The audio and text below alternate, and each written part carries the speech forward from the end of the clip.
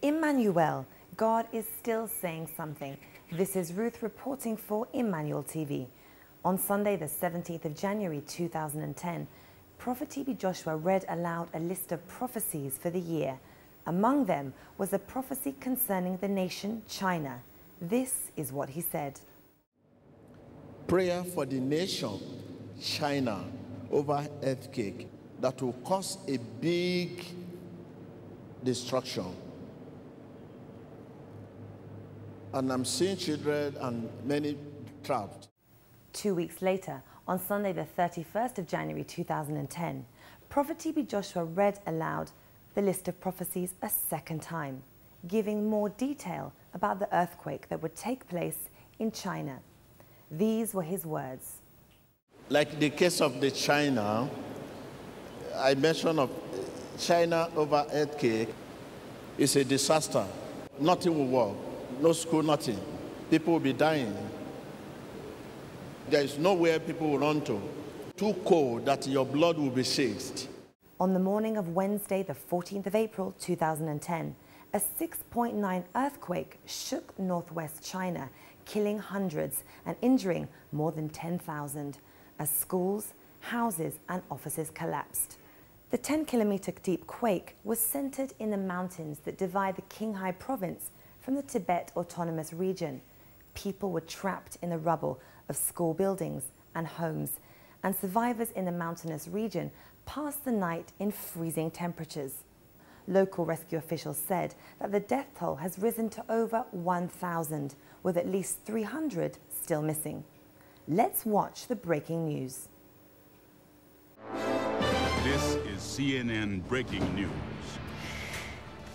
Hello, we begin with breaking news coming out of China, where a series of earthquakes has killed at least 67 people. Well, that's the word from Chinese media, which say the quake hit Qinghai province in a remote area near Tibet. Video from China's CCTV shows soldiers and police trying to free people trapped under the rubble of collapsed homes and buildings. The US Geological Survey says the quake registered 6.9 in magnitude. Another earthquake hits China. Hundreds are killed, thousands are injured, and many more are trapped.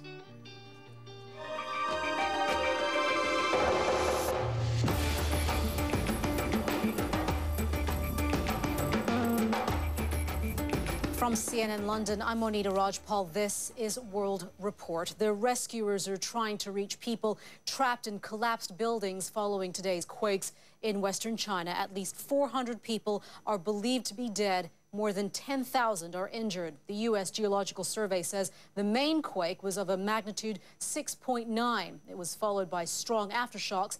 They struck as people were just beginning their day in Qinghai province in a remote area near Tibet.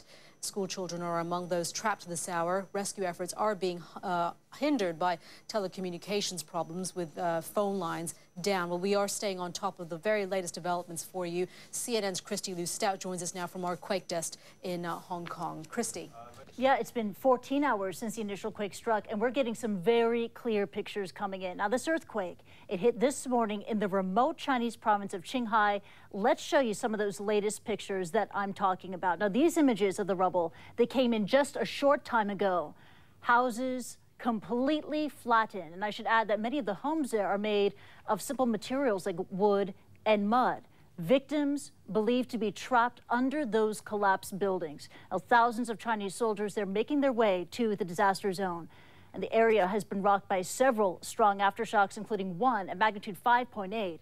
The toll, these are the latest numbers, 400 dead, 10,000 injured.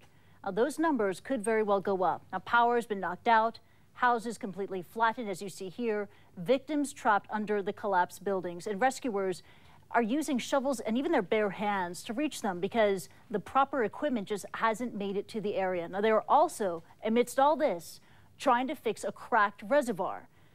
Now, thankfully, more help is on the way, significant help. Thousands of Chinese soldiers are making their way to this remote western area of the country near Tibet, and they're bringing with them thousands of tents, quilts, and coats for the earthquake victims. Now, Qinghai, it sits some 12,000 feet above sea level, so it gets very cold at night. It is 9:10 p.m. local time right now. No doubt many survivors will be facing a cold night outdoors tonight. But some people who live near the epicenter say they haven't received any help yet. In fact, our Beijing bureau, they spoke to a res of Yushu. They managed to get through despite the down power lines. And Jia Shi, he said this, quote, "We have no food, no water today. I bought some mineral water and instant noodles for my children. We have never seen anything like this. People are terrified." It's a tough rescue effort ahead. Andrew, they have to deal with high altitudes. They have to deal with roads that have been damaged and strong winds. Prayer for the nation, China, over earthquake that will cause a big destruction. The powerful quake toppled about 15,000 homes in and around Yushu County and caused more than 100,000 people to flee the area. In Daegu, the town closest to the epicenter, more than 85% of the mud brick houses collapsed and thousands of residents got buried under the wreckage. Authorities in Beijing have declared a top-level emergency after a region of Western China was hit by this deadly earthquake. We begin with breaking news tonight. New details out of China. The death toll rising after multiple strong earthquakes devastated a remote region. The race to find survivors is on. Now, we've just established connection with our correspondent on the ground. We're going to take you to ground zero. We begin, though, with the breaking news out of China. Tonight, new information, and the news is devastating. According to state-run media, at least 589 people were killed, more than 10,000 injured in a series of strong earthquakes that hit Qinghai province early Wednesday. It's a remote, poor region. Many victims, including school kids, are reportedly buried under debris. At this hour, rescuers are frantically digging to try to get them out. CNN's John Vall has spent 14 hours traveling from Beijing to this remote region in China. He joins us from in front of a hotel where about 1,000 people have so far been evacuated. John, what are you seeing? What's the latest? Yeah, hi, Anderson. Behind me right now is all that's left of, in fact, two adjoining hotels. Both of these buildings were pancaked by the tremor, and right now you can see some residents and Buddhist monks. They're on top of the debris. They're using their hands, ropes, and shovels to try and move these piles of twisted steel and concrete to see if there are any survivors underneath. Most of the people, or many people rather, who died in this quake died when these two buildings collapsed. Others are here looking for anything of value. Now, we also have a situation across town, which is a residential area. Now, that's where we're told there is a lot of damage as well. Keep in mind, this is a very poor part of China, home to mostly ethnic Tibetans. They live in simple homes made of wood and earth, and many of those collapsed when the earthquake struck. Anderson? John, as we said, it's a very remote region. It took you some 14 hours just to get there. I imagine that's got to be hampering these rescue efforts. If you were able to get there that quickly, there can't be a lot of heavy machinery there. Yeah, you can see the digger behind me. That's pretty rare here right now. We've seen some heavy machinery come in. It took us 14 hours just to get here from the provincial capital of Xining. So that gives you an idea. It's a long, winding road in up this mountain. We're essentially in the foothills of the Himalayan mountains on the Tibetan Plateau. The Tibet Autonomous Region is next door.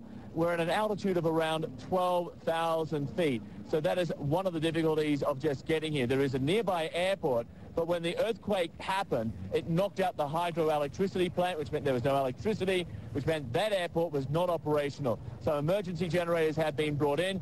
That airport is now up and running, and some relief flights are now starting to arrive, Anderson. The earthquake truly caused a big